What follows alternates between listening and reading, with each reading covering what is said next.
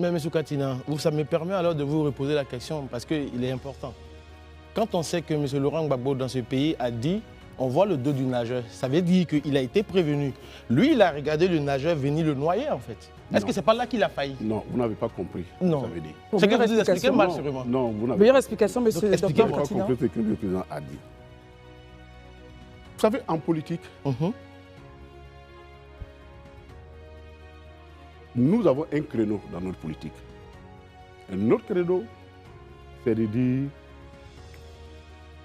discutons, parce que la politique, c'est la contradiction permanente. Vous êtes d'accord? Bien sûr. Et donc, quand il dit je vois le dos de nageur, il les a appelés à la discussion. Mais la mauvaise foi, vous ne pouvez pas la tirer de quelqu'un. On oublie quand même que dans ce pays, il y a le forum de la réconciliation nationale. Le premier forum, dès qu'il est arrivé, les circonstances dans lesquelles il est arrivé, qu'il a trouvé le pays, il a trouvé juste de faire un forum pour que les Ivoiriens se parlent. Mais c'était les nageurs là qui les avaient appelés, donc ils voyaient le dos qui les appelait. Mais si les nageurs est manifestement dans une mauvaise foi, qu'est-ce que vous faites? Vous le matez? Vous le matez. Oui. C'est plus facile de dire, mais attention. Je vais vous dire quelque chose. Allez-y.